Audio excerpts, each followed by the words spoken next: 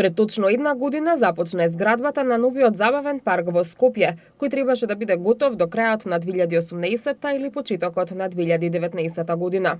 Паркот требаше да се простира на површина од 25.000 метри квадратни на истата површина како постојниот Луна парк. Но наместо новите 27 реквизити, меѓу кои требаше да има 3 адреналински реквизити, 6 семејни и 18 детски, Луна паркот останува празен и затворен за посетители. И тоа малку што го нудеше на децата, сега го нема. Изградбата на нов забавен парк е блокирана и не се знае дали и кога ќе продолжи.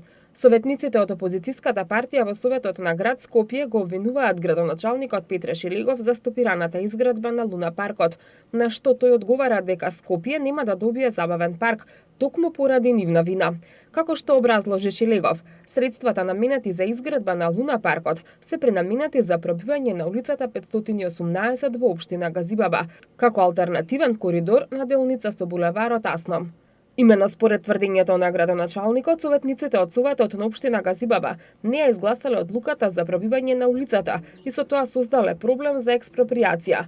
Тие пак тврдат дека доколку ја изгласале одлуката за пробивање на улицата, ќе придонеселе 15 семејства да останат на улица, бидејќи живеат во нелегализирани куќи, за кои немало да бидат обештетени.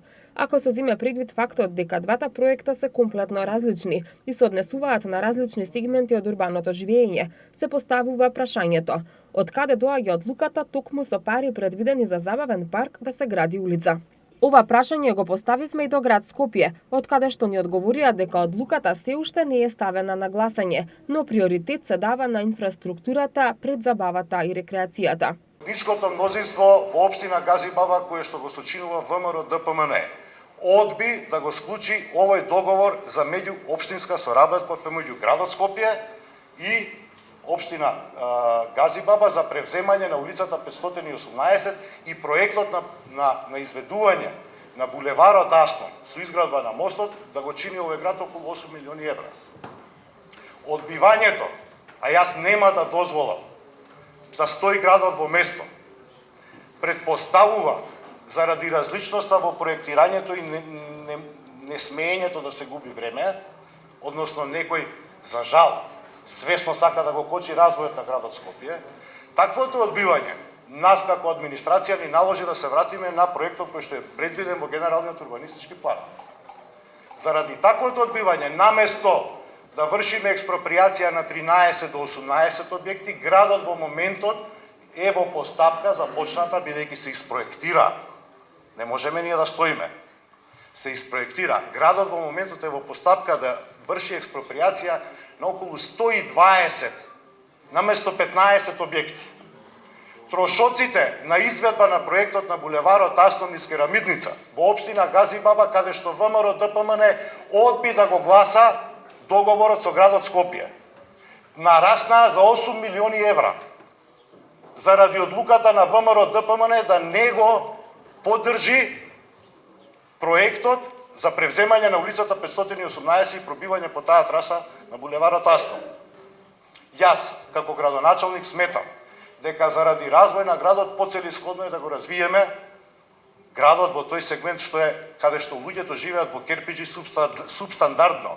И ова ќе биде можност да дојде до зголемување на вредноста на нивните објекти. Значи, градот Скопје нема средства да го реализира Луна паркот заради тоа што ВМРО ДПМН во Советот на општина Газибаба одби да гласа за пробивање на булеварот Асном по трасата на улица 518 и ние 8 милиони евра заради негласањето на ВМРО ДПМН во Советот на општина Газибаба мораме да ги потрошиме за експроприација наместо за Луна парк. Ги прашавме и граѓаните дали на Скопје му недостасува забавен парк и каде ги носат децата да се забавуваат. Каде ги шетате вашите внуци наместо во Луна парк? Па, наместо во Луна парк. Да. Само во парк.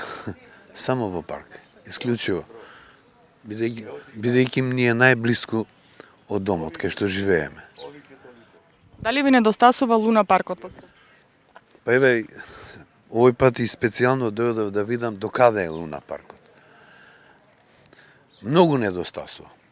Бидејќи ние како дедовци имаме и внучиња и освен паркот да ги шетаме и овие 3 љулјашки што постојат и 2 лизгалки, Луна паркот многу недостасува. Дали недостасува Луна паркот? Игралишта некои многу недостасува за дечињава, да. Каде го шетате детето наместо во Луна парк? Наместо во Луна парк, во стариот дел од градскиот парк. Дали недостасува Луна паркот на Скопје? Па да, подсетува на детството, би сакала и моето дете да го искуси тоа. Да. Каде ги шетате внуците наместо во Луна парк? Тука низ парк. Дали недостасува Луна паркот на Скопје? Многу. Ја, мојата внука, тука ги пораснав и тоа сте втори и третиот дел. А право Луна, ќе си идеме Луна парк, ќе се извозем и се знаеше една количка, една возење и после до трети па уколе тука ги пораснав, значи у парк. Иначе близко живееме и не. А овде многу се лутам што направи онде лулешки до колите кај што се паркират на децата. Како не ги однесе во вториот дел на чист воздух, он направи лулешки онде, а колите сите и паркират и што бензин да се гълтат. Тоа ми е многу криво, кој ќе поминам, кој ќе ги видам, ми е тешко да ви кажам искрено.